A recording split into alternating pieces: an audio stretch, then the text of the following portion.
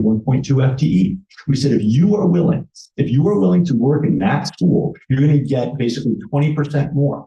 It didn't matter just your salary, 20. So that way you weren't dividing anybody. You're just saying, hey, you want to leave your nice school that you love and you want to go to a hard to staff school, bring it on. And thank God we have such a great union relationship. And that changed. We had this one school, I think half the teachers were subs. Within 2 months of bringing the 1.2 FTE pay, completely full. And what was great is we didn't cannibalize Lansing. We actually cannibalized the other districts because they wanted to. And I will point out that Utah just passed a law that outlawed labor unions for public servants. Should be sending vans to Utah. There's ways to get those 1,000 teachers. And so we got to make sure that you're thinking about that. Thank you. Trustee Zamora. Thank you, Madam President. Well, thank you for the presentation. So as you talk about trust, transparency, and communication, you talk about family and student superintendent roundtable. Can you walk me through how often you do this and how they go? Because just kind of see who's leading those conversations and how that goes. Sure. So once a month, we have them in a huge room, and what we do is we build all this trust. Just everybody comes and they get talk. Sometimes there's questions like, do you like the curriculum? Are things going well? We talked about how do we support PTAs. I know you have SOT. So in New York, it was SLPs, very, very similar, where you had, 50% teachers or 50% staff, 50% parents. And if it's an older school, you have kids. That's awesome. We have a lot of schools that don't have functioning PTAs, but the parents want it. We were there to support them. But how does it work? I listen, we work together, and then we get answers to the families. A lot of our high school parents were complaining that there wasn't enough information about graduation. Well, 2 weeks later, we created an entire website built for graduation. They were thrilled. One of the big things was about school buses. It's very cold in the beginning, I'm sure you know, and kids were waiting outside for the bus. So we said, well, maybe there's an app for that. We got the app. Where's my bus? Parents, we listen to them. So what it is just an open forum. And, in Clark County, it'd be a lot of folks. We go to each of your districts every day. I don't sleep. We make sure that there's one in District F and District D once a month. And the big issue, though, is a lot of parents will think, nobody's going to listen to me. I don't want to go. And so what you've got to do is you've got to build that up. And so it started small. And now we pack the house because everybody talks. Everybody talks. We say, and listen, the executive team was there. We bring the entire executive team. So if there's a transportation issue, transportation takes. There's a curriculum comes. And they know that we're there. And then when they finally see that what they say becomes action, it spreads like wildfire. Thank you. I'm going to take a point of privilege and ask my question before to go to the second round. My question is, you mentioned that you were going to the state of the state. My question is, what kind of tax policy exists to be able to fund education there? And how did you influence lawmakers to? Sure. So I'll give you a kind of a fun example. So Michigan budgets, like all budgets, are always kind of done at the last minute. And so the funding actually in Michigan is that every district gets the same per pupil, except for maybe a handful. And then the bonds for the buildings are what really makes the difference. So the rich communities have really beautiful buildings, and us poor folks not as much. But they trust me so much that when it was 1 a.m, the head of the Senate Appropriations Chair, the head of the House Appropriations Chair were calling me. And they're like, "Ben, we're so sorry. It's 1 a.m. I'm like, I'm in California. It's all good. You guys call whatever you want. And so from 1 a.m. to 2 a.m. East Coast time, we were actually working on the final draft together. I'm not from Lansing. I'm from New York. But they trust me enough because I've made those relationships. I mean, I can see the Capitol from my office. I make sure to have those relationships. And so, yeah, we actually help change language. We help change laws. And if you really know what you're doing, you can make sure that they throw things in there just for you. That's how we're getting a new crack at a new building. So, tomorrow, I'll be there with the approach chair. I'll be there, to see the governor. Those are the kind of relationships that you need. And certainly with Clark County, the nice thing here is, 65% of the state, they're going to take the phone call. The issue is, do you know what to ask? And do you know how to ask? So, the superintendent, whoever that person is, you pick up the phone, you call the legislature, they're going to answer. The question is, do you know how to ask it? What are you going to ask? And then do you have proof that the taxpayers' money are well spent? And I'm telling you, when you start to have real good, honest budget conversations, They don't want to give you money. We now get calls from other school districts that they want us to manage their budgets. We get calls from other municipalities that say, hey, you're so good at this. Could we maybe run money through you? I can see Clark County in a position where you are helping to change the entire state. That's how you do it. So I'm happy to go into more depth, but Michigan is a very interesting political state. But when you make those relationships and you have a vision and you have trustworthiness and you show that the money is well spent, that's it. But the power of Clark County right now is you are 65% of the state. You're going to take the call. You just have to know that. Thank you. Trustee Esparza-Strophigan? I did it to myself. I'm looking at slide 35, and what I noticed is your multilingual learners is at 17%. Thank you, sir. Yeah, sure. And in CCSD, we're at 16.7%, what we call ELs. And then with students with ability, is what I prefer to use.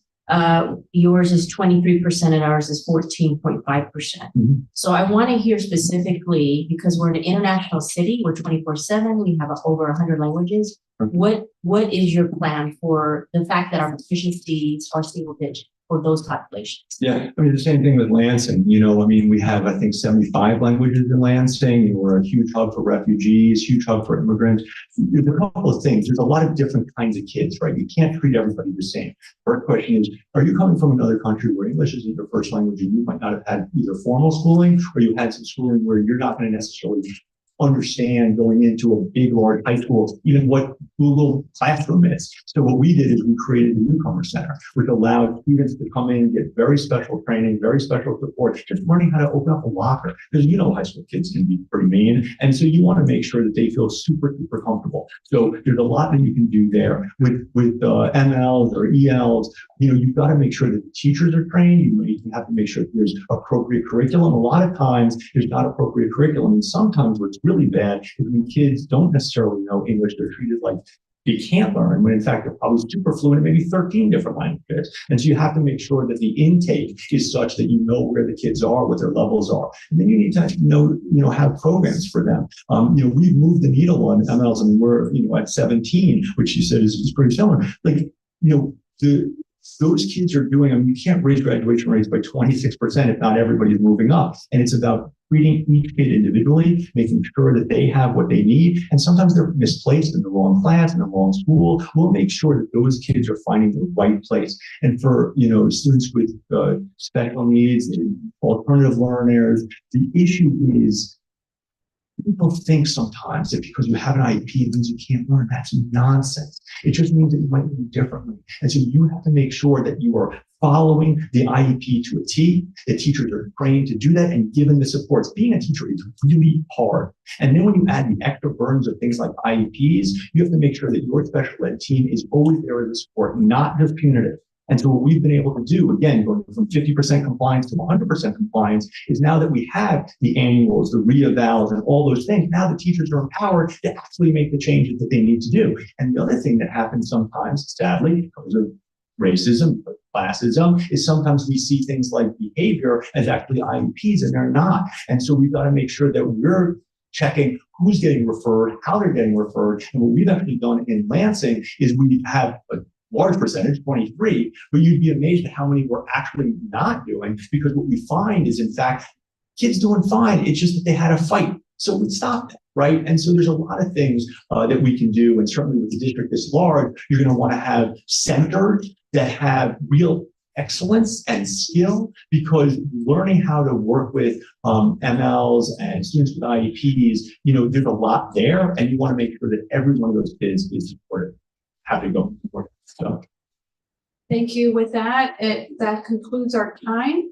We want to thank you as a team for your presentation. Let's give them a round of applause.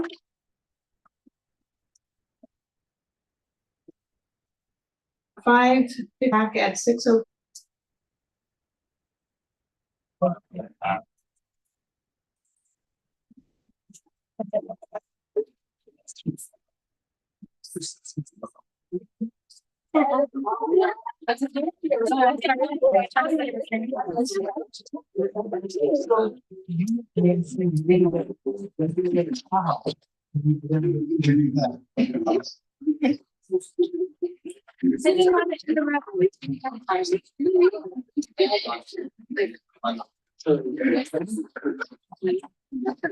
Don't take it personal. I'll still sit next to you.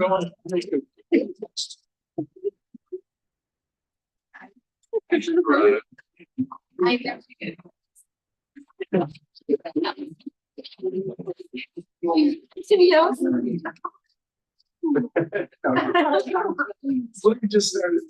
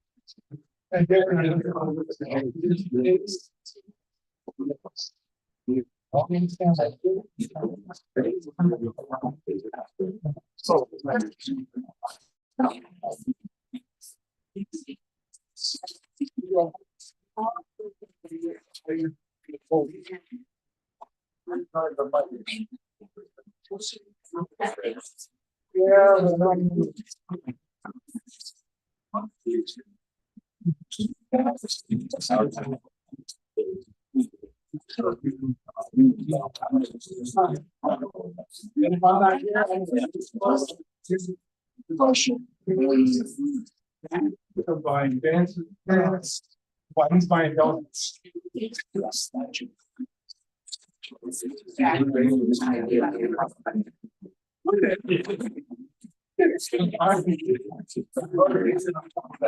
Wow.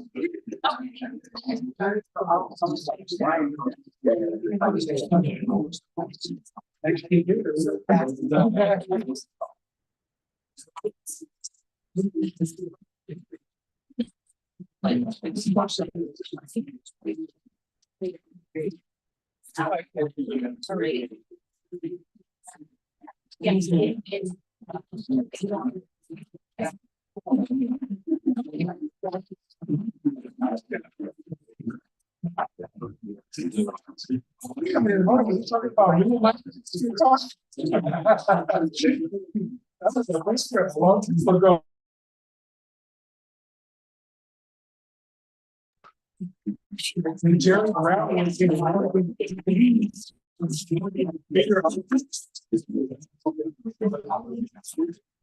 yeah, it was so that's a yes.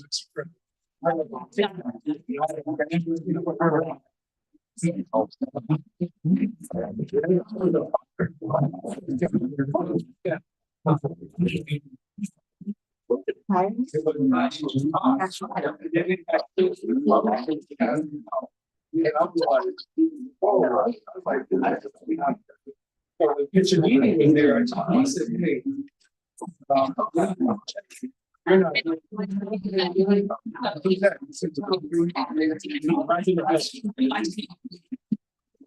And I'm like, you got my neighbor. He says, did you tell me? I'm so kid. I said, we're really. Yeah. So now he's at.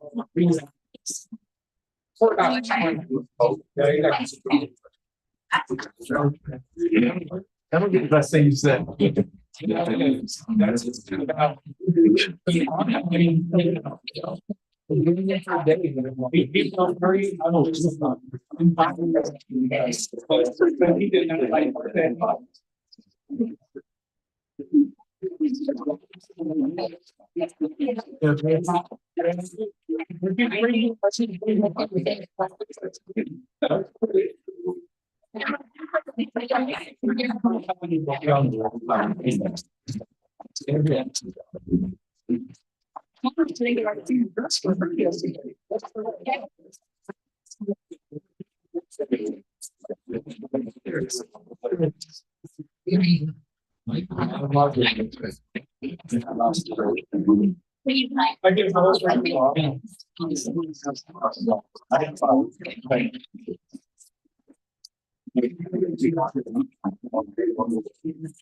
That's like, that's just like. You're not having about this. Not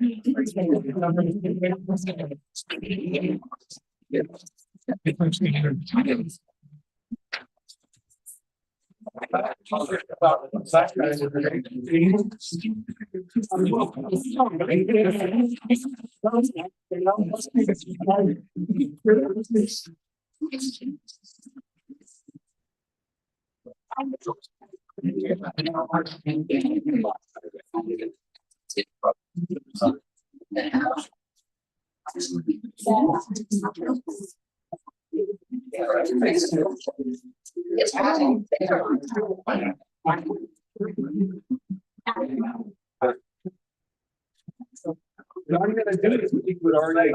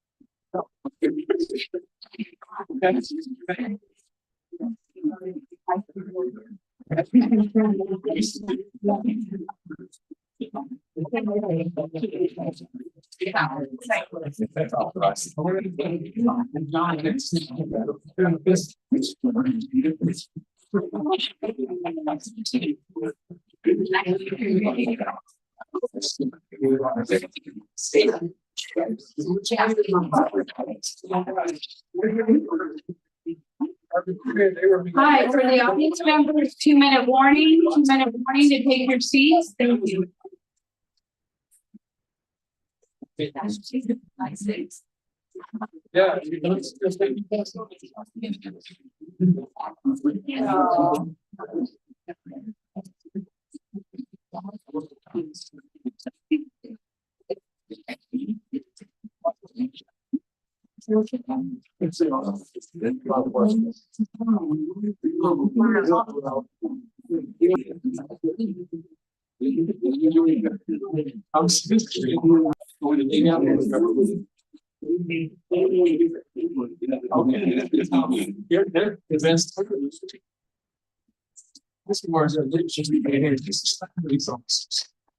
Yeah. Okay, thank you, everyone.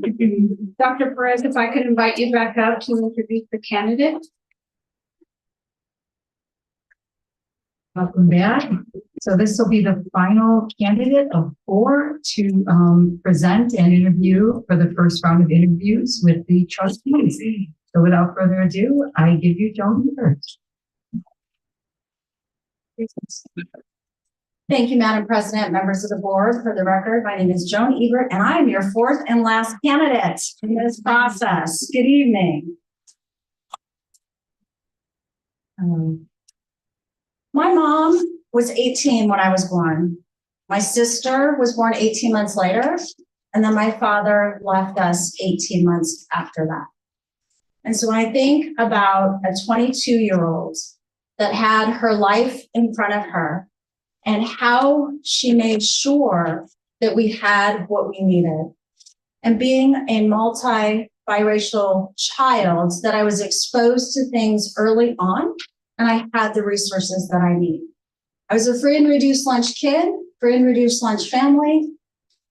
And during that time, that did not matter, because she made sure that we had access to events that were in our city. And specifically, I remember the time when we went to UCLA. Little kid on campus at UCLA. It was a powwow. We were exposed dance to music to art. I ran around that grass. I feel it right now in my bones, just running around the grass and learning about all the different aspects of who we are as human beings. She was my first educator. When I went to high school, Mr. Pritchard, my guidance counselor, he didn't care that I was a free and reduced lunch kid. He didn't care that I didn't have a place to study at night. He didn't care about my clothing. What he cared about and what he had control of is making sure that I took Algebra 2, that I took chemistry, that I was enrolled in physics, and that I also knew that I could go on to college. I couldn't afford college, but he made sure I knew about Pell Grants. My mother had never gone to college. And through education and the educators in my life, I was able to move on. Now I had to work full time. I worked as a hotel maid. I worked as a waitress. Took me 8 years to get through college because part of that time I wasn't sure what the heck I wanted to do. I was taking courses, moving forward, and enjoying myself, enjoying life. And then the light bulb went on. I can be an educator. I can give back to those that created my future, that made sure I would thrive. And so with that, I earned my degree in mathematics. I then went on in California, you have to do a 5th year. So that's why it took 8 years. You have to do another year to get your education degree, which I did. And then I moved to Las Vegas. I started at Von Tobel Middle School, moved on to Green Valley High School. There were 120,000 kids in our district at that moment in time. When I left, there were 320,000. So in between that time, I was blessed and honored to take advantage of the opportunities that were here within the Clark County School District. The job that I wanted more than anything was to be the Assistant Superintendent of Curriculum and Professional Development. That was where I was going to stay forever, make sure that teachers have the resources that they need, the professional development that they need, all of those components that we know about good instruction. The superintendent came to me, Walt Ruffus, and said, I'd like you to be the Chief Technology Officer. Yes, your face looks just like mine. I was like, what? What are you talking about? And he said, Joan, you know how to engage with people. You know technology, instructional technology. My background, I did take a COBOL class in college, but you understand what needs to happen in our environment and how to lead. And so during that time, I was blessed and honored to work with amazing people in our technology department. We replaced the student information system. It was failing almost nightly. If you asked me how many students were absent that day, it would take us 3 days to get that information. Then, I see Trustee Satori saying, yes, that's true. Then we implemented the student information system, which exists today. And I'm really proud that it does. Not only does it exist in the Clark County School District, where you can contact your parents on a regular basis, but it is statewide. And so bringing things to scale is what I do. I'm excited about this opportunity. Education is who I am. There are some days that I say, you know what? I don't even need a paycheck. I just want to make sure that students are learning and that we're enjoying what we're doing each and every day. So what about this story and what we've been talking about and the challenges? And we hear it in the news all the time. Our academic performance, acquiring and retaining talent, money management. These are all symptoms. What we need to do is look at the root causes, and that's what I had the opportunity to do. And when I think about, and I want to oversimplify this, you have a headache. Someone comes to you with a headache. You give them aspirin. They come back to you and say, my headache's not gone a week later. Like, oh, you just got new glasses. Maybe they're too tight. We loosen up the glasses, the headache goes away. Still have the headache, another person. Give you aspirin. Oh, guess what? You have allergies. Why am I giving you aspirin? Your headache is because of your allergies. We need to change your diet. Last example, I have a headache. When do you have a headache? Why do you have a headache? What's going on? When do you have a headache? Oh, when I'm reading. Maybe you need glasses. I share that as an example because we don't want to oversimplify and just identify all the symptoms. We have to get to the root causes of why we have those systems, which through the SWOT analysis, I was able to do. So how do we become the district we dream of becoming?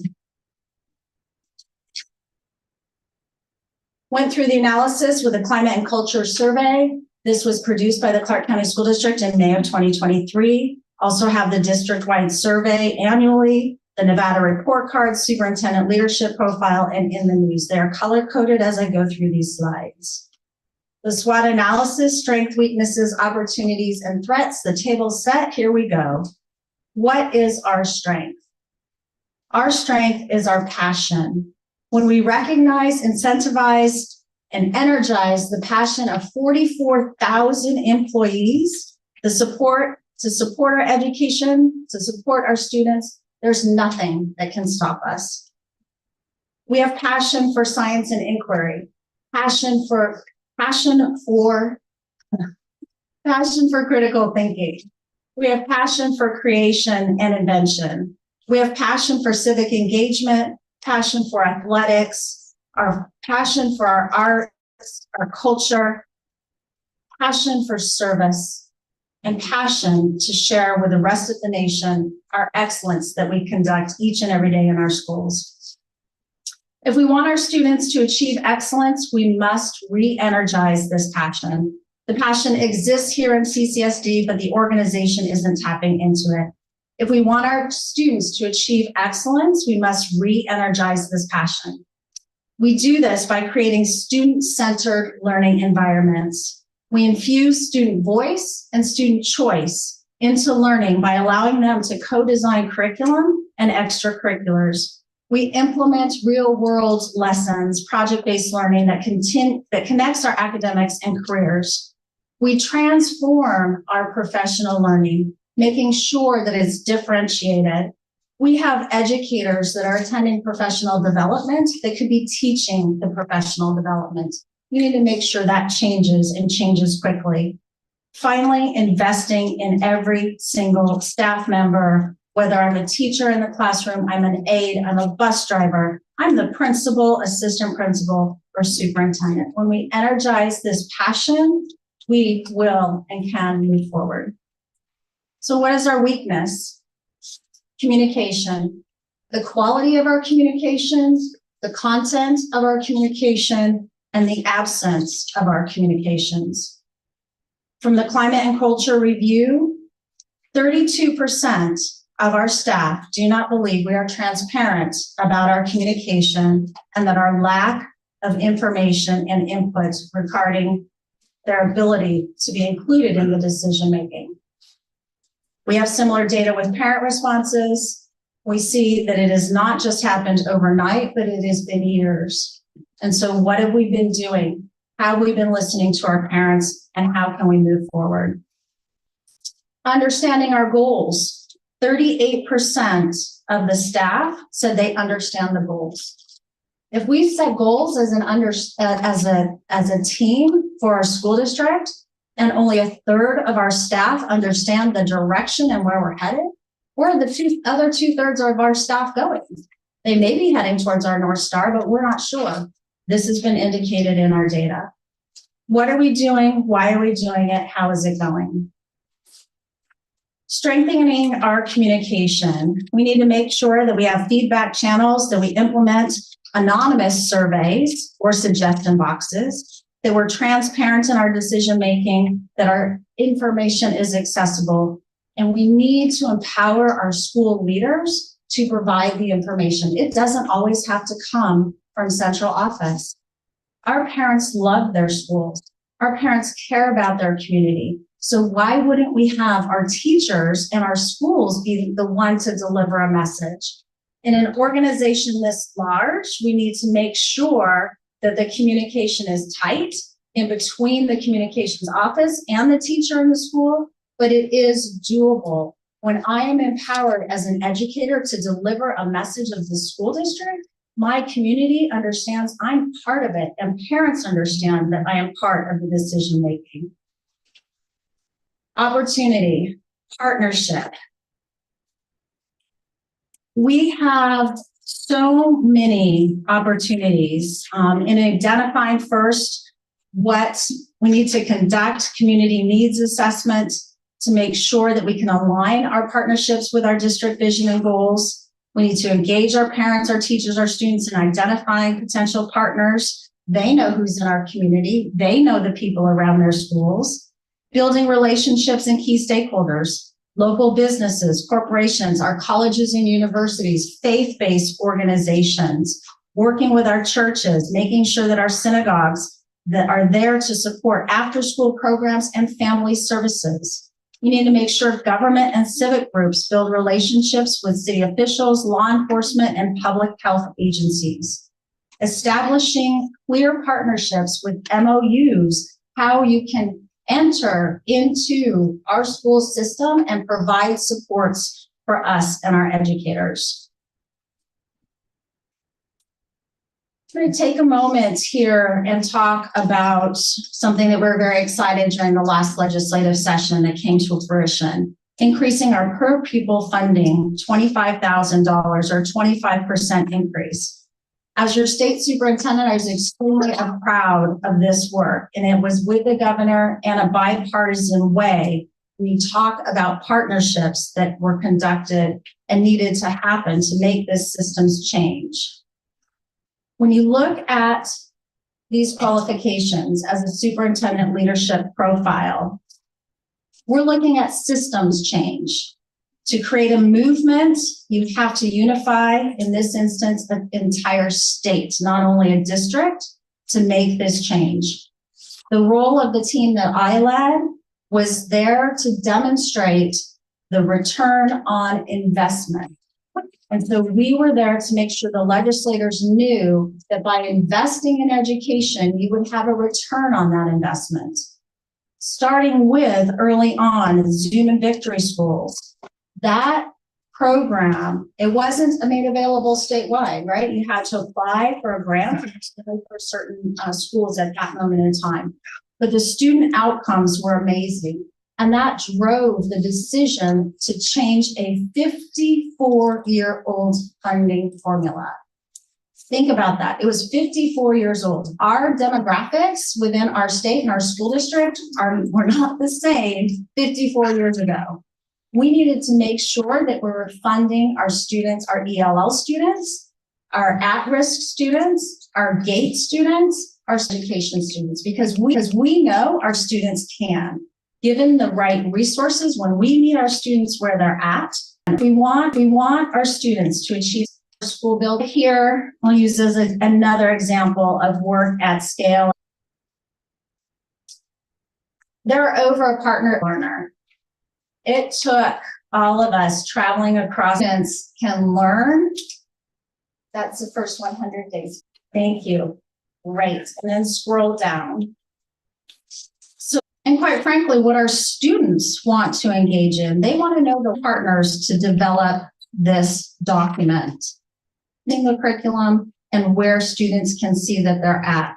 You have courageousness, intellectual agility, integrity, and strengths and unique qualities to leverage them in all aspects of life that are implementing either the Nevada Portrait of a Learner or ways to Washoe County School District. Thank you. If we can go to the next slide. Trust. Building trust in an urban and active engagement with our students, parents, and staff. Transparent and open about how we operate, 33%. 29% of our staff and teachers. It's been noted in many of the presentations. Choice, I do believe in choice for number one choice for all of our students and parents. In enrollment, but it's not because there are fewer students. It's because people are making a choice not to for students to achieve excellence. We must rebuild the trust. Education that achieves excellence for our students, and that we have education and acceleration for our students, for stewards of public resources and dollars, and trust we are listening and responding. So we set the stage for the framework, for the SWOT, and re-energizing the passion, the communication, the partnering that we would do as a team is to engage the entire community and travel the 8,000 square miles that are here in our wonderful conversation, not just for an hour, and maybe half a day, and create the vision for our school district to be able to move forward. We will engage with philanthropy to make sure are intended to go and to meet our students' where we do have a crisis in many areas of our instruction. I bring this up as an example in efficiency study. It took months to produce, but it actually, so we were more efficient. We had cost savings, and we can then take a medical term and technology, call them tiger teams, diving in where we need support the most. Finally, once we identify what we've chosen, the list will probably go from 1 to 1,000. We hit number 1, that we're going for that, and that we're clear that 1,000 is there on the list. What we're doing, we're not clear why we only address the top, but we know there are 1,000 things we need to do. But this is where we're going to drive. I started with, how do we become the district we dream? This district into a district of excellence, which I know we can do. Turn our own vision, unified, inspiring vision that make the vision actionable. We need to shift the mind. We are not just a school district. We're a movement for our reigniting passion, empowering our educators, strengthening our. If there's one takeaway from this conversation, it's this: impact at scale. First, second, we must be able to create a movement. I'll address enrollment, chronic absenteeism, and poor achievement. Thank you. I apologize. When it comes to student engagement, this interest drives choice and engagement. Engagement drives learning, and learning drives. Have to be an idea generator. That's someone who comes up with good ideas, who can nurture those little green shoots. You have to be a scaler, and that's the result of a movement. I'd be honored to be. Thank you for your time and listening to the presentation. Thank you, Ms. Hebert. So I have an opportunity to ask questions. Our goal is to be I will monitor so that we all get a chance. Trustees, Organization that I liked was the triage teams, but I do wonder, one of the things that we've been that I've heard from the community, if the triage team is made up of central office folks, or who would make up the triage team? So in each of those areas, you need to have teachers, you need to have administrators, you need to have the community members, staff. Being able to find those solutions in context. It's one thing to say this is a need, but we need to go in as a team. We have strong tier 1 support. Now we're looking at tier 2 and tier system. I know that Clark County School District leans in on multi-tiered systems, making sure that we have the experts coming in and not staying forever into the next school or the next issue that may be transpiring. Thank you. Thank you for that presentation. My question is regarding you said there were some schools in the district doing it currently. How do you see it? Just a little more to that process. Yes, absolutely. So this was an opt-in. This would happen as an opt-in at the school. We need to deploy this first. Acting school leaders, but when you said leaders, you mentioned teachers, principal, parents. At the end, don't feel that they have autonomy. Teachers don't. 6-9, and how would you empower school leaders? It does empower our leaders to. the doctor. It is not doctor. It's not doctor, but on scale. And so I'd like if you could take us through. Before, as you know, 25 years. And in 2011, our graduation rate was 59%. 59% in the Clark County schools. People go, well, we used to be great. No, we actually had a 59% graduation rate. It was making sure that we had a responsible adult, just like myself, as an example, that there was an adult. Every child knew that they had an adult in their life to achieve. We also use technology to find our children. At that moment in time, children would leave and we weren't using the technology to find them and track them down. But it is starting with each and every student, each and every educator knowing that they can do, providing them the tools and resources to do so, and the flexibility. We have over 370 schools. We cannot cookie cutter our way out of where we're at. What we need to do is make sure that each leader, as mentioned earlier, is empowered to lead. And if they need additional resources to move forward, that we're providing those specific resources through the triage teams to be able to succeed. That freedom is there to lead, but if they're not being successful, we also need accountability. It's a balance, making sure that we have guardrails as we move forward.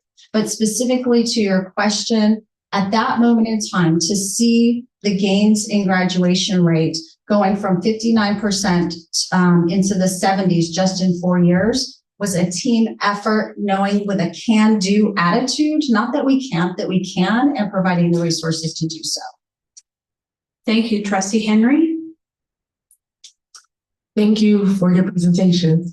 I know that you spoke a lot about the lack of trust and rebuilding trust, and also, there's been a culture of retaliation within CCSD. I wanted to know what strategies you will deploy to rebuild trust in this area and how we hold those accountable.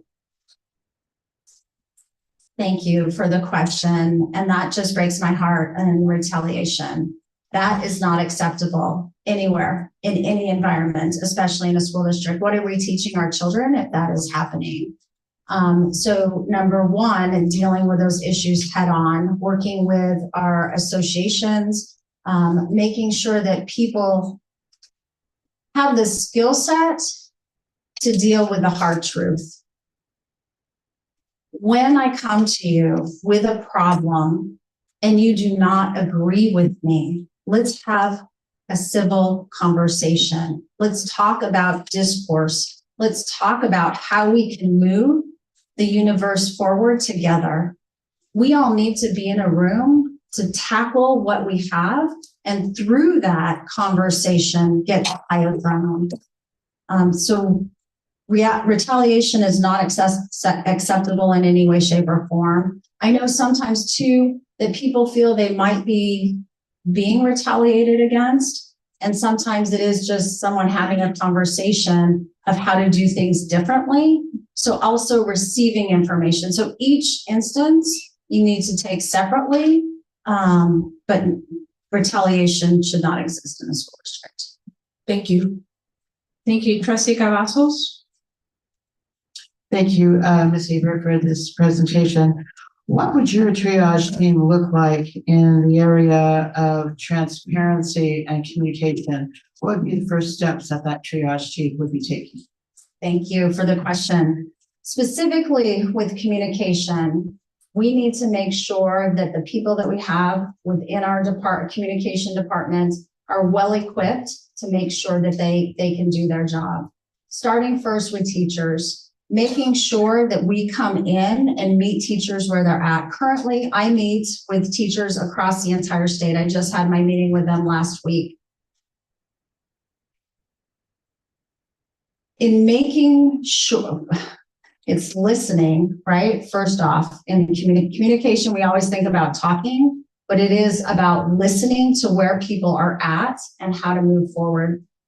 And so making sure that we have clear and open and honest communication, making sure that we have everyone at the table. I am sometimes accused of having too many people at the table, which I'm okay with, but we need to make a decision at that point in time. And so providing those resources, making sure we have the communication team, making sure that I'm at the table as well, that we have trustees at the table, that you're there, making sure that you have all of the information that you need to make decisions, and then we move forward.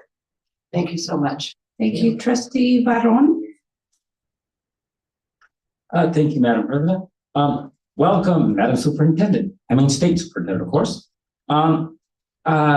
The theme that I hear with you again and again, and definitely part of what we decided that we're interested in is this issue of transparency. We hear it again and again. When it comes to fiscal transparency, can you please give us one example of a method or something that you would implement to begin to build, the trust in our community in relation to fiscal transparency? Thank you. So I think two things with transparency with the Clark County School District. One is making sure that we spend the time with all of the trustees, that you are fully informed of what the budget has and is, and that there is not missed up. The very first thing, and that is in the corrective action plan, is that we need to hire a highly qualified CFO yesterday.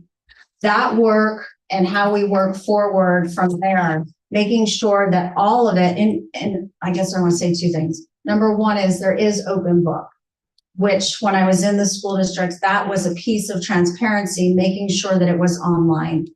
The fact of the matter is, when you take open book and you look at all of those pieces, we need to revamp it so that it is understandable by our community, by our parents, by business, by the state, by our legislators. Our legislators do not feel that we're transparent with the information that we have.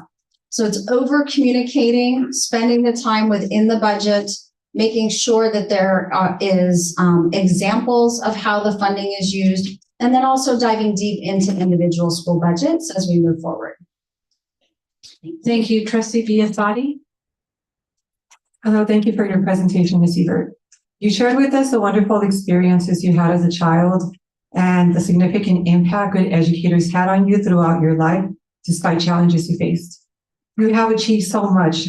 Do you believe today's students can achieve the same success without systems of DEI incorporated into our education system? So there are different definitions. Yeah, let me interrupt, Ms. Ebert. I know that DEI was not part of the presentation. Can you help me, Trustee Biasotti? Was there something in the presentation that you saw that addressed that question? Yes, when you explained the steps you went through throughout your childhood, it just makes me wonder about the children that here in our county are experiencing the same challenges, and you got through them in life with good educators. I'm wondering if you feel today's students can achieve those without systems in place that we have now, like DEI, because keep going. Systems, for example, DEI right now, through executive orders, they are calling for the elimination of that in our education system. I'm asking if you feel our students can achieve the same things you did, the same success without that in our education system. I didn't see that in the presentation, but I just want to remind the audience that this is our business meeting. Please be respectful.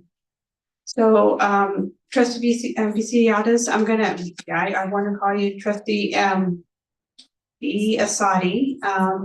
Let's re-examine your question. I'm going to go to the next trustee, but I'm going to try to find how I can make the question relevant to the presentation. I'm going to go to Trustee Zamora. Thank you, Madam President.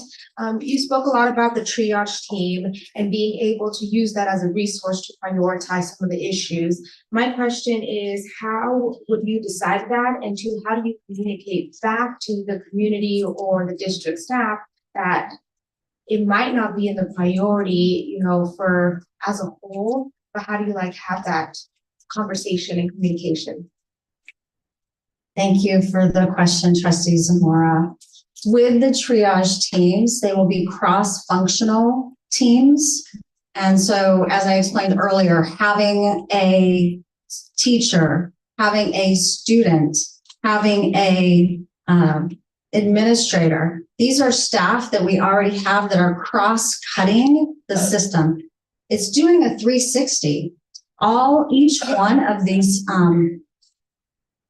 each person that is part of the triage team brings different perspectives. And when you pull them together and go in deeply in a specific area, let's talk about academics, right? We know that our students Only 50% of them in ELA right now are meeting their individual goals. Is it the instruction that is in the classroom? Is it the materials that are in the classroom? Very simply, they're oversimplifying the example that I used with symptoms and how you address it. We know all of the different methodologies to solve, but we need to be strategic with the person that we have in front of us. Very similar to the medical field.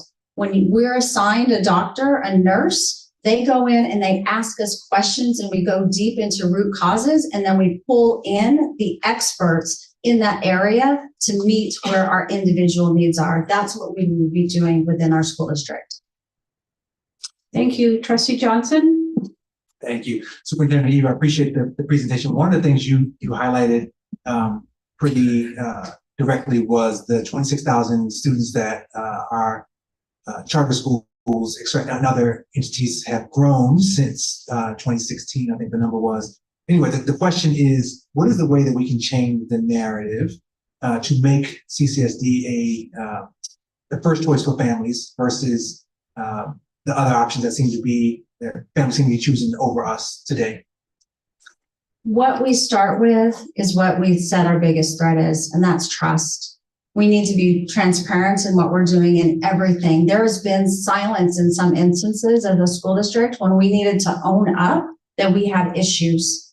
We need to deal right away when people have questions. We need to make sure that retaliation is not part of our narrative.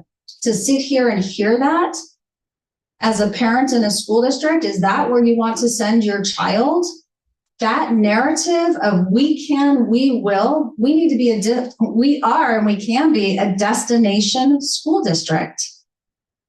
That is where we need to be. And it's capitalizing off of the positive aspects. And it is a big we. It is a massive we. It is me. It is you. It is our community, making sure when we're in the grocery store, when we hear things about the Clark County School District this or the Clark County School District that, we need to call it out. And we need to address it right then and there in the grocery store. I used to do it all the time. Can I help you? What is it that your issue is? And then when you start to have that conversation, it turns around and people understand what is transpiring. And then we make sure we're all part of the solution. Thank you. Trustee Henry? Thank you again. In your presentation, you spoke to partnerships and the MOUs for organizations to come in. Currently, there's like a $10 million cybersecurity policy that's required for nonprofit organizations, especially those that are smaller.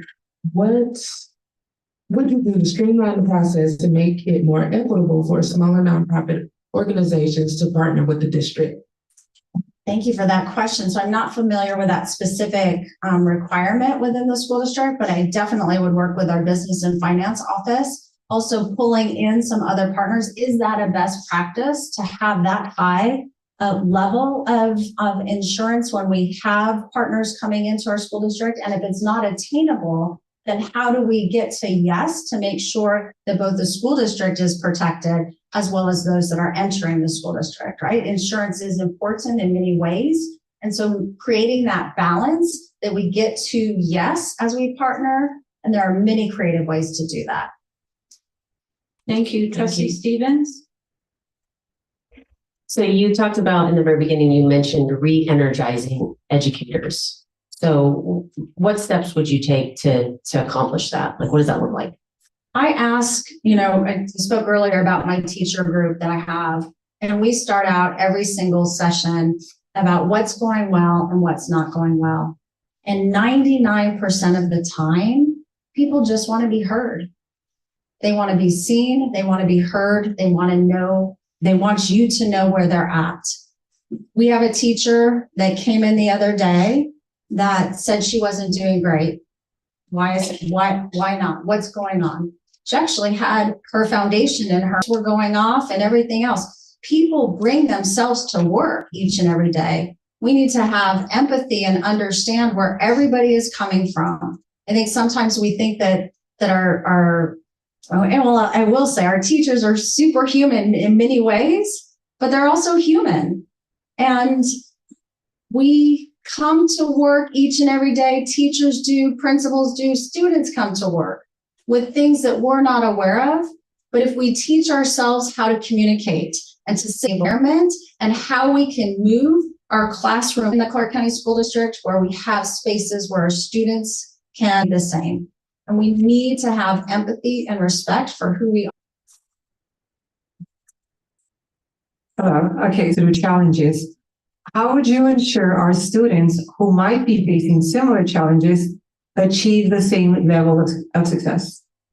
Thank you. Diversity that we have within the work that we do with all of our students, knowing and saying, Joan, you can be successful. You class, you can enroll in Algebra 2.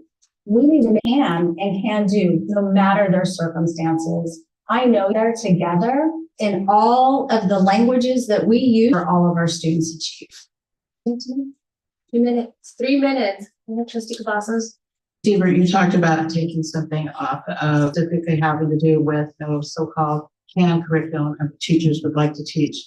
How our teachers, I actually did a throwback Thursday work, and yes, they use the materials that are there to make it work. We have other 5 newcomer into this school district. I would move UK, biliterate, social services, community, and so only going in and NSPF is what we're using today with my colleagues to change the requirement of our accountability system and also our assessment. They need to be able to teach. We need to change some of the structures, the entire system. And given the opportunity, I would absolutely love to change the system here. I give our candidate a round of applause. Thank you, Ms.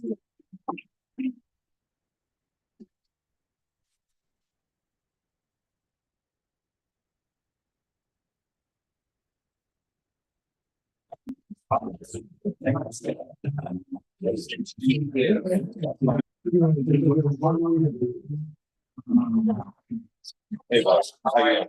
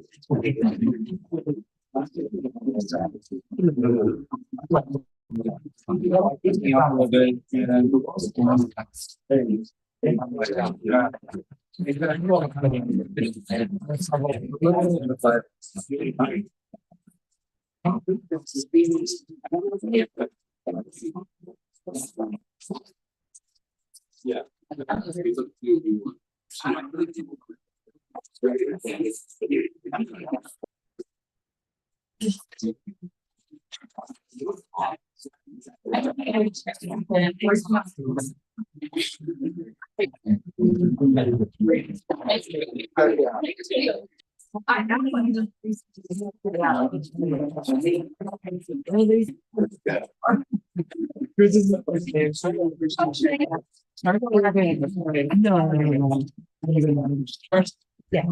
Are you staying for the rest of the day?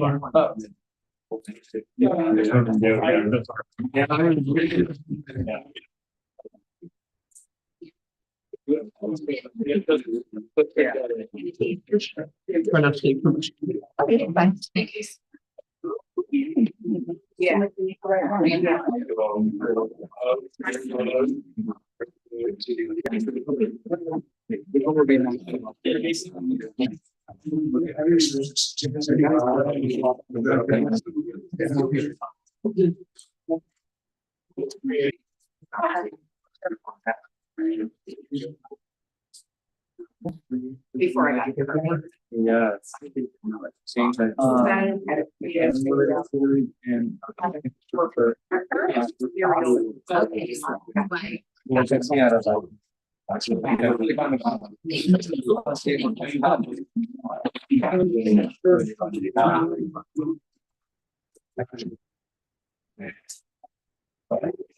So he was like standing in the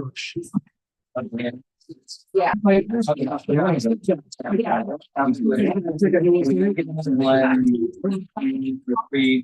Yeah,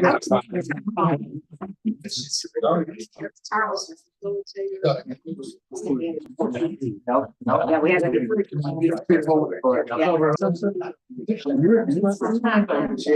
Yeah.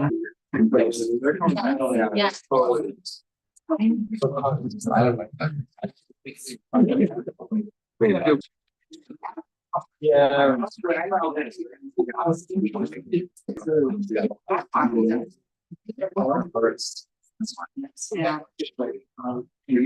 When I was a virgin, yeah.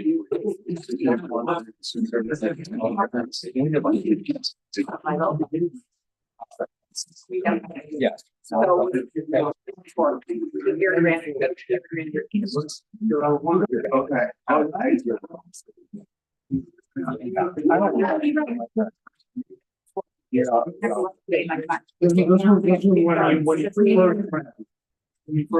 Yeah. So the center.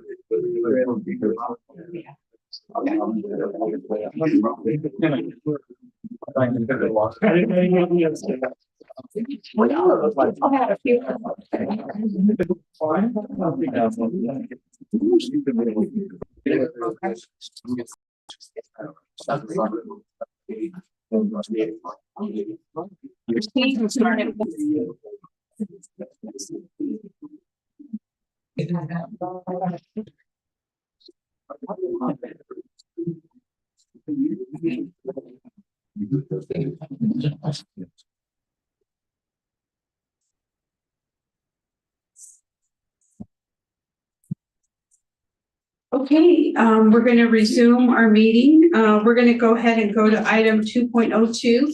I do want to let the audience know, and those watching online, that completed our first round of interviews of the 4 candidates that the team decided to listen to their presentations. There is an opportunity for us today, which is agenda item 2.02. It'll be to decide on who we want the community to be. During that item, we were also going to discuss the interview questions that we had discussed last night. We had an opportunity to be able to share with the search firm which questions we wanted.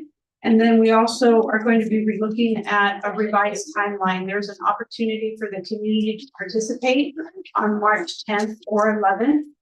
The details were still being worked out, but there will be an opportunity, the community forum, which will be live streamed and accessible to all. I do want to just read a statement that this has been a great journey for us as a team. We're learning. It's our second month together as a team, but fairness is important to us. And so in order to ensure that our selection of the candidates that we would like to move forward to the next round of interviews, we're going to be following this process.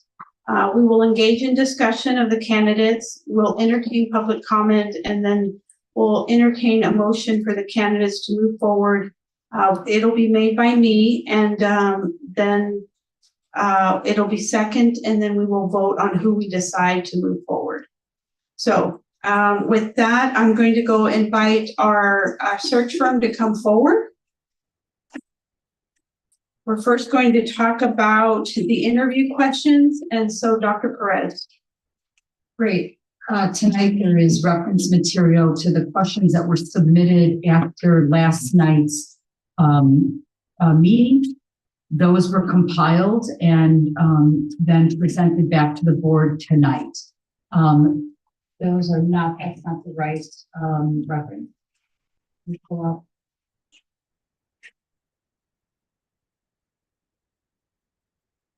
And we're going to break this. There's 3 parts to 2.02, so we're going to break it up, and we're going to have public comment after each one before we take a vote.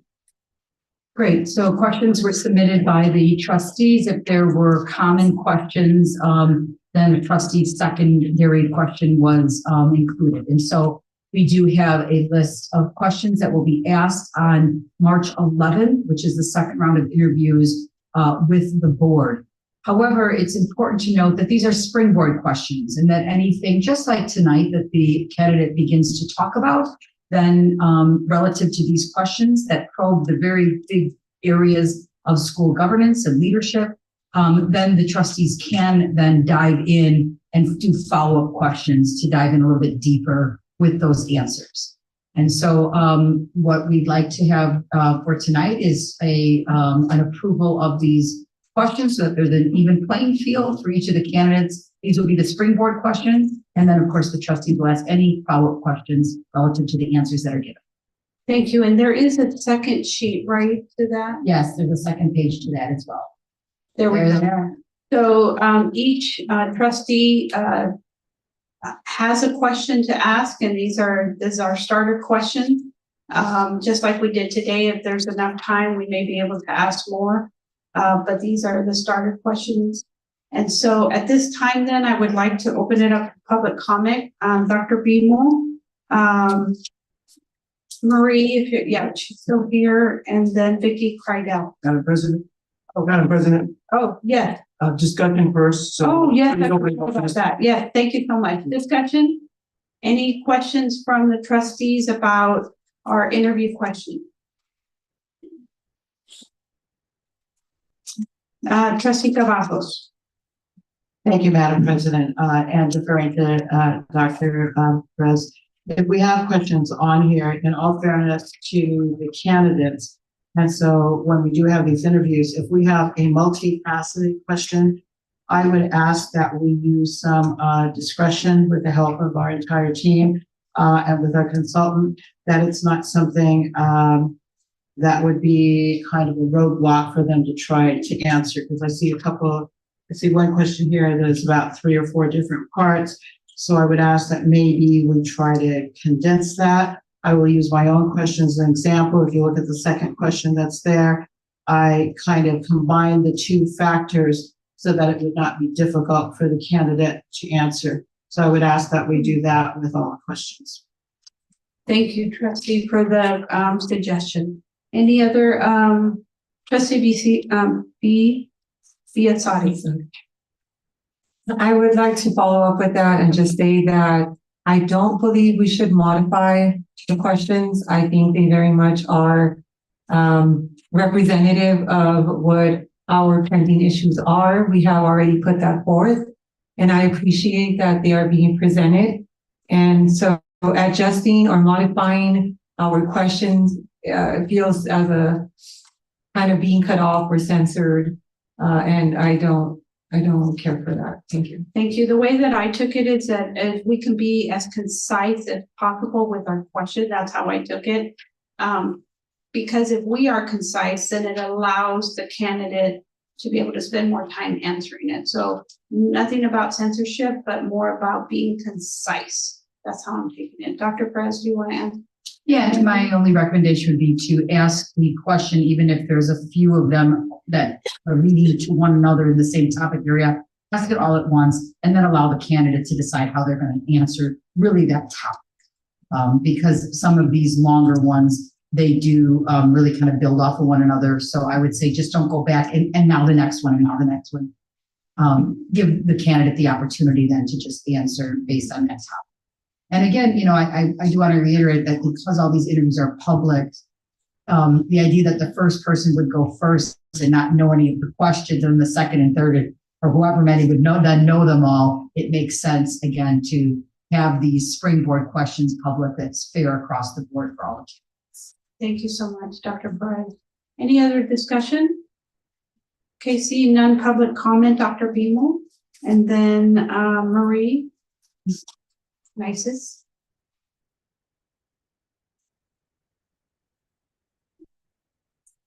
Good evening, Dr. Tiffany, for the record. It's interesting because I was told not to come and talk tonight, and Trustee Henry kind of hit the nail on the head because of retaliation. And if the new person who gets elected as superintendent doesn't like what you have to say, they can retaliate against you. So I found that a very interesting question, and just considering the situation. You're looking for somebody who's going to move our needle and somebody who's going to make change in our district. And there's not been a lot of change in our state with regard to what's happening in our ranking, in our reading, in our math, and in our writing. I think that it behooves our students, our teachers, and our community to continue what you started in looking for change, not just sticking with the same old, same old. It is kind of interesting again to look at what happened in the last 2 days and listen to what was going on. I was at a presentation at UNR yesterday talking about dual enrollment and listening to college professors and college entrance people telling the group of us that were there, our students aren't ready for college. And here are the reasons why. And then listing all of the things that we have been doing wrong in CCSD and Nevada as a result of the educational practices that have been in play for the last 5 years. I just really think that you need to look at this holistically, and anybody can make a really pretty presentation and can come up and talk nice, right? But at the end of the day, you have to find somebody who really wants to make this better, to do what's best for our students, our teachers, our staff, and our community as a whole. And if it is retaliation against me, so be it. I mean, it is what it is. But I will tell you that that warning came not from one, not from two, but about 26 different people telling me, don't go speak, because if this happens, if X happens, Y will happen to you. And that was a very ironic question that you asked tonight. Thank you. Thank you. Just for the audience, I just want to let you know is that 2.02 has like 3 parts. Our interview questions, the review of our timeline for March 10th and 11th, and then who we want the community to meet as far as the candidates. So right now we're on part A, the interview questions. So, but that's where we are. Marie, I don't know if you want to speak to this one, right? No, I want to speak to part Okay, three. Thank you. I will call you back up. Is there anybody here for part A, interview questions? Dr. Lascos and Miss Anna Bynum.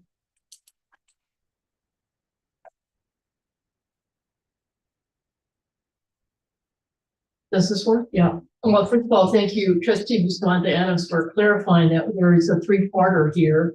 And I myself have been thinking about this whole process from kind of a little bit of an academic perspective. There is an article in Psychology Today I will send you all the link to, called "Job Interviews Are Useless and Unfair." So one of the concerns that I've had with this process that's been set up with HYC, and I've experienced it as an academic faculty, hire other faculty. We hire our colleagues. And what we count the most is usually the interview, which is a little bit similar to this. It's kind of a show and tell of an academic subject. They talk for an hour. We ask questions, we interview them in a courtroom, maybe we give them some coffee, and then we decide whether to extend an offer or not. And that process does lend itself to a high error rate. That's the point of the Psychology Today article.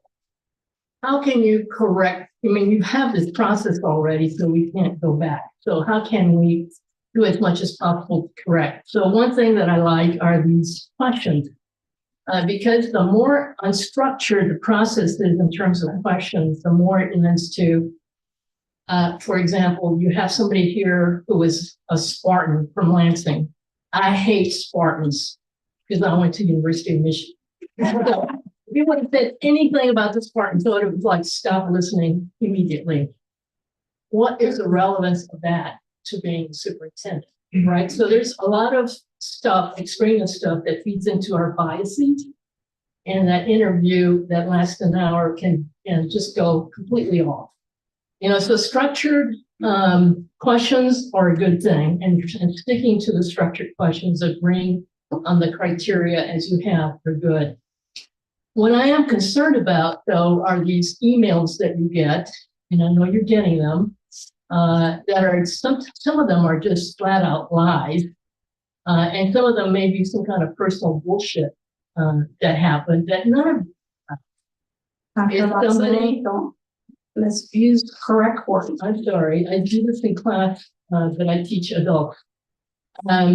Let's get a method of verifying these stories that are coming out. Last time we had somebody here that interviewed that basically, in lawyer talk, we call it puffery. It just means gross exaggeration of what you have achieved. You have had a lot of claims here. I did this, I did that, I did the other.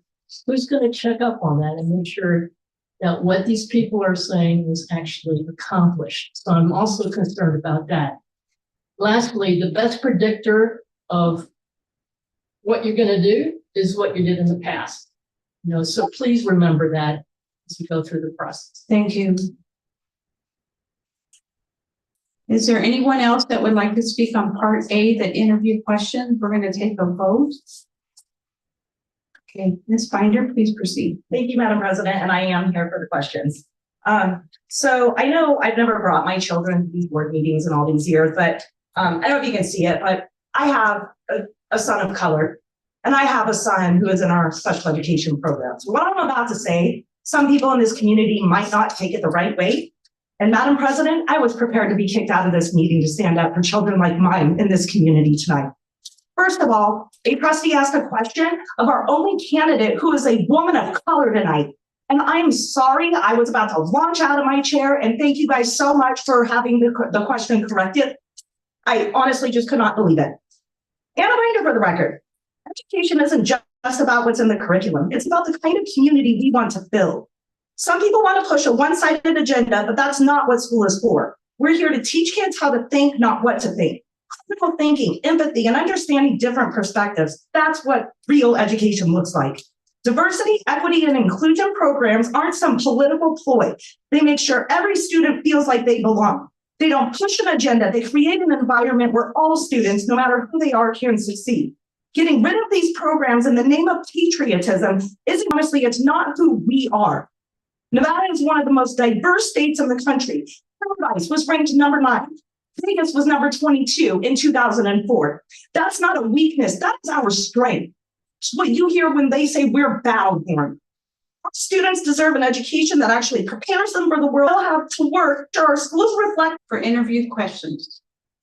Okay, then I will go ahead and interrupt again. Madam President, I will make a motion to. Thank you. Trustee Johnson? Second motion.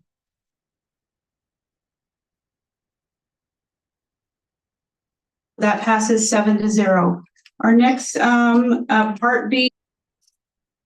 So in the packet, we have before us the second round of interviews. Is if there are 3 candidates that move forward, the second one, if there's 2, is that the board has decided to be an opportunity for parents and students to connect with staff on the candidates that move forward. This will be updated and we'll be using the different modes of communication that sees out about these different opportunities.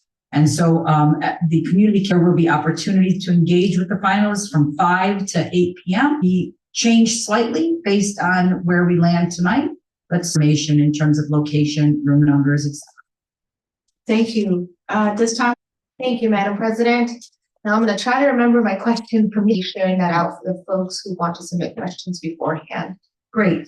That form will be available on the superintendent search webpage on the open this Friday, and it will go through next Thursday. So the 28th, file all those questions on Friday in order to have them. Thank you. Thank you, Trustee Esparza-Strophagan. Or is we have the capacity to make sure that we do have interpreters. Thank you so much. Duly noted. Trustee Johnson? Can't remember. So they are public events. You certainly can attend them if you are going or if you're in closed atmosphere, so that they feel that they can speak more freely. Cavazos? Thank you, Madam President. As far as I've had a couple of constituent questions to ask who they will be and what will be the vetting process. With Dr. Kawita Adams, who has been here and doing a lot of the focus group, Joseph, and myself. We will be in the 3 different rooms. Those cards, we'll take them in order, but when a question has already been, when the cards are, and there's no more questions, so that we can be as efficient as possible, get to as many questions as we possibly. Thank you so much. I'm very happy to see that, of course, we have, our friends from the media, who, of course, are the alternative media influencers. Who they have way more people who tune into them, right? We have 50, 60,000 people at a time, tuning in. They exist, right? And I don't know if anyone knows this, but more people from traditional sources. So Are we gonna have a plan of somehow, some outreach to them to make sure that they're increasing time? A lot of people are tuning into them for information. I'm gonna ask our staff, That's what I was just gonna. from Mr. Story to come forth. With HYA to make sure that we link up all of the media and everyone gets. I just wanted to add that we'll also make sure that the QR code for the form is included. Oh, Trustee Bidwell? Sort of, I just, again, I know that they Spanish centric. So I guess, for the record, what will they? The webpage has every single thing that we've done relative to this search on it. It will have to say that would be your first stop to just drive all traffic to the on the CCSD website. Okay, and I guess that's what will differentiate, them, correct? Contact, bilingual contact on the web? We'll make sure in the advisory process, right, that we give that to all media. We will RSVP, make sure they've got the information, and we'll make sure that they're allowed. Thank you, Madam President. Dr. Perez, I had a question. If today's the day we're going to decide, and my colleague, Trustee Maria Extravagant, interpreters, would that be an additional cost? Would that be a staff additional cost for that, or would that be CCSD staff? So I'm going to have him talk about the Clark County interpreters that are. Good evening. So to Dr. Perez's point, geographically, so Las Vegas Boulevard, for lack of a better one, we were trying to find a school that, one, was all inclusive. So first school that came to, for example, Valley High School, Sahara and Eastern. Trustees Parling. So you would have people go from the inside to walk outside. So we were able to reach out to the principal Friday night. Have not met him personally, but he was very nice to work with, and is I know that you weren't here when we did the meetings in the fall. We were walking between corridors. It became awfully windy. The nice part about the inside, whether permitting or not, we don't have to worry about that. So that is two wonderful people out front work. We'll work with a little bit tricky of a piece because we'll actually be housed here. So we'll live stream it from the town hall perspective. So we'll have to figure out a little bit easier. And we'll tell you that working with Vegas PBS, we'll have to bring out consular communication for that as well. We wanted to do a road working behind the scenes to do that. We just need the board to say, yes, we want to do it. thank you, Madam President. Trustee Bidwell, I know we're going to have questions being asked, but what if the audience, start speaking? Can I have you guys back up there again? This would be the staff from.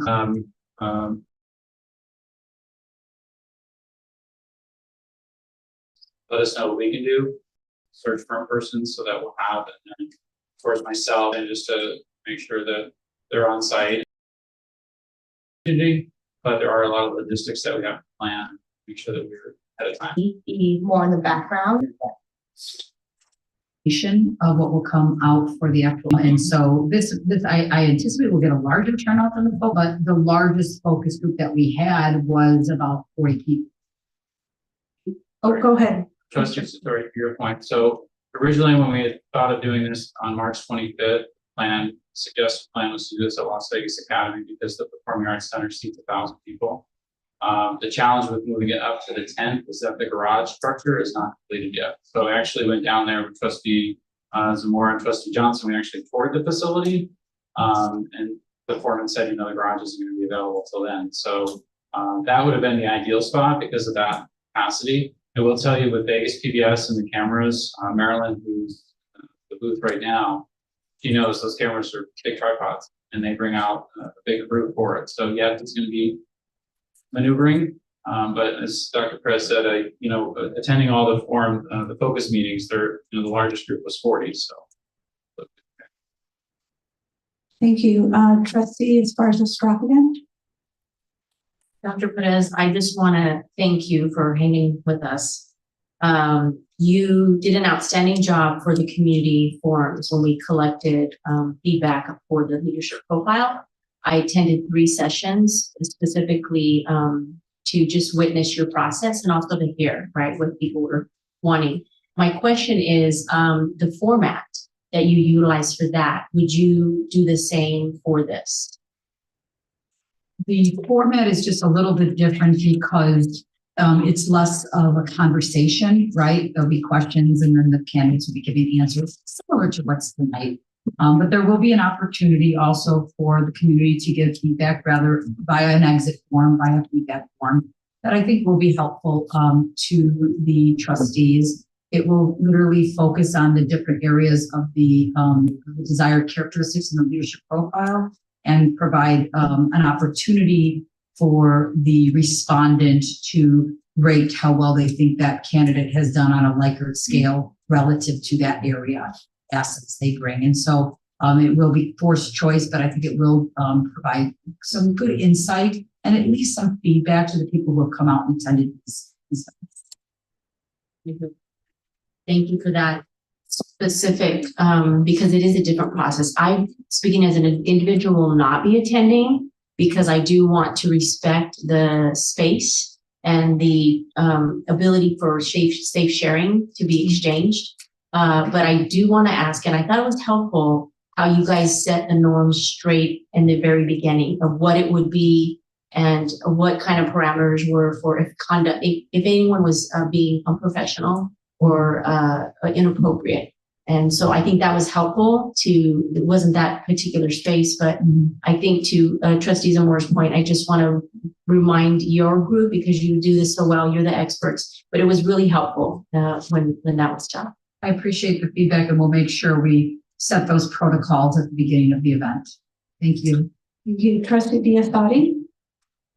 Hi. So considering that this meeting will run late into the evening, I just would like to voice my concern in requesting that our CCSD PD stay in the background. I would like them more up front and close to the community. There's constituents that are coming from all over the valley, and they do need to feel safe and secure. A lot of the community is passionate and disagrees and can become menacing and blurt out threats here and there. So I want to make sure that not only us, the trustees, are safe, but so are the community that's going to be turning out. So regardless of what that looks like, I do want to put safety first. Thank you. So we'll defer to Clark County on that, but I will say this. Every time I've been here, these wonderful security personnel, police departments, they walk me outside. They're just really, really thoughtful and really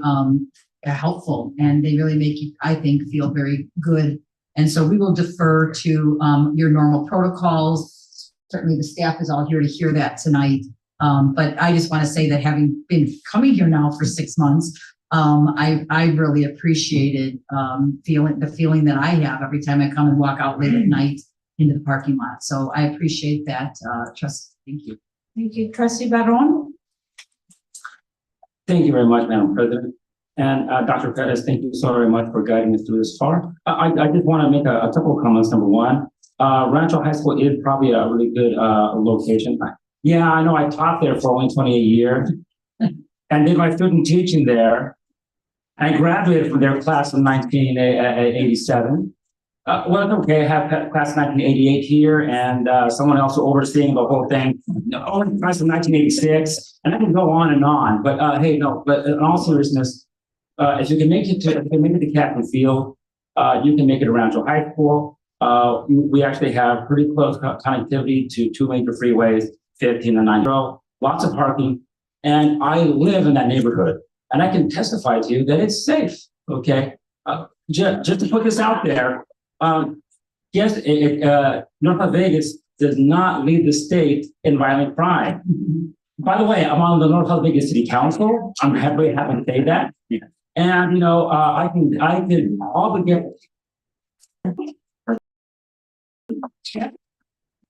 Okay, this portion, is there anybody for this portion on the revised timeline?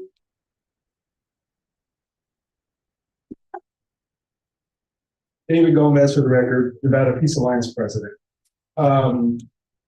We were talking about communication and how people are going to find out where and how they're going to be advised of when this is happening. Well, crap.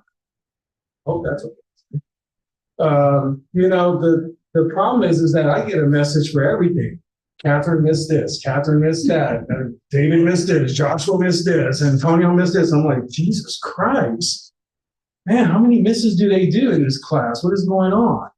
And then I have really good teachers that keep up on the job. I mean, these guys are like on par. They send me messages about everything. So if we can use the same messaging system to advise and inform everyone, even if it takes 3 days, maybe you should start today.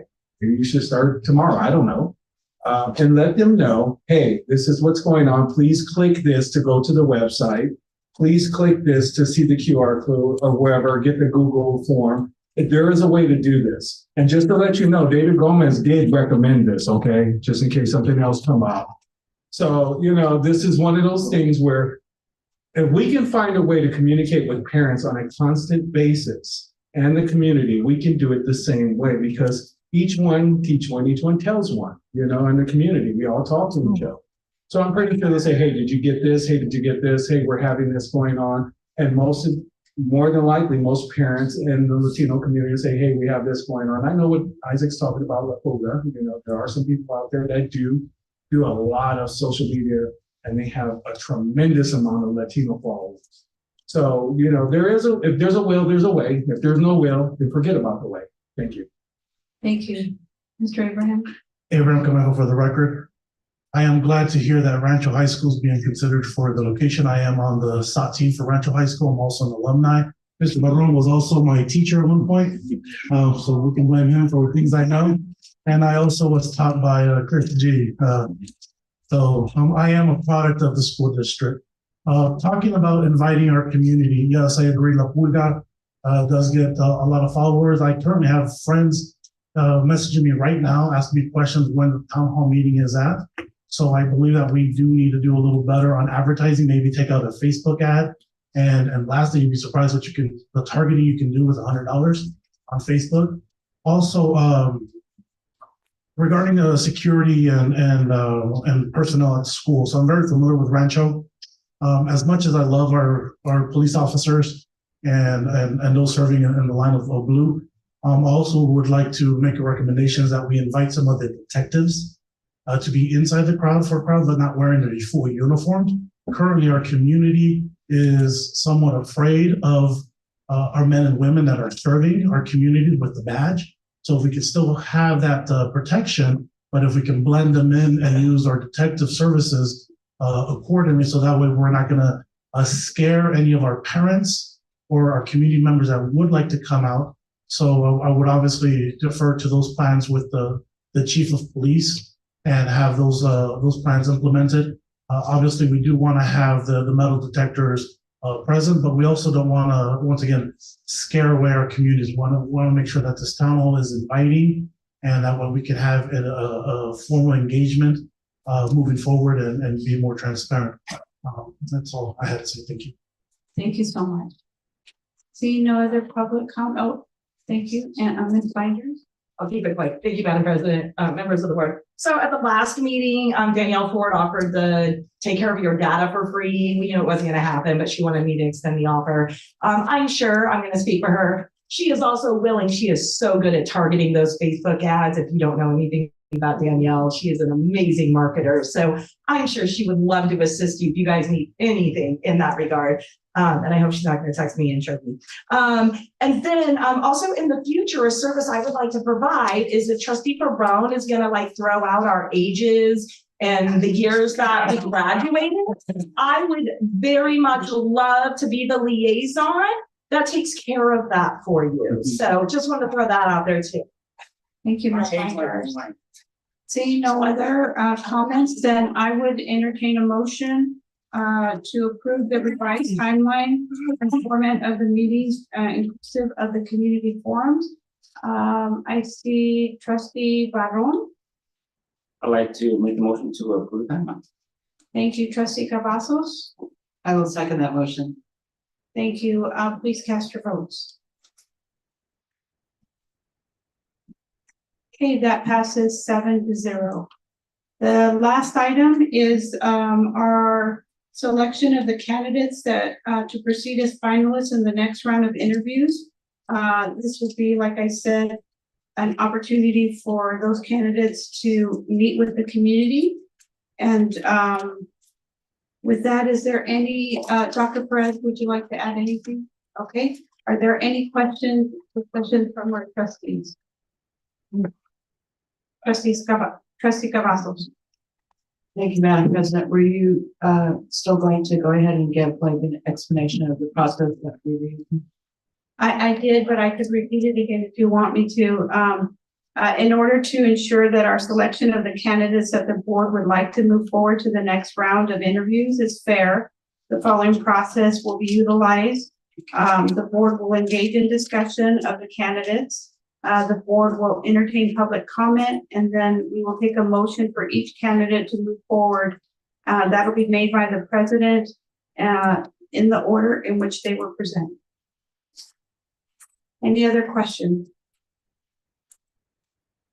Okay, Miss, I don't know who, if it was Tiffany, Dr. Beamol and Marie Nices, you wanted to speak, I think, on this portion. And then I see also others, so please come up. If you wanted to speak on this before we vote.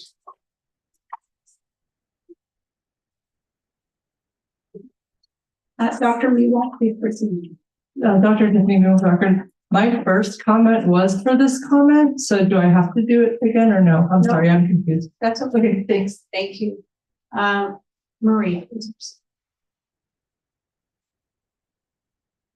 Good evening, trustees. My name is Marie Nices, and I'm the president of the Clark County Education Association. These are challenging times, and we must consider how they influence your leadership choice for CCSD future. We face threats from the federal level on a scale we have not seen in many years. We need a superintendent who can navigate through those challenges and puts us in the best position possible. Who among the candidates has that qualification? We no longer get a second chance. The theme of the last Nevada legislative session was, with investment comes accountability.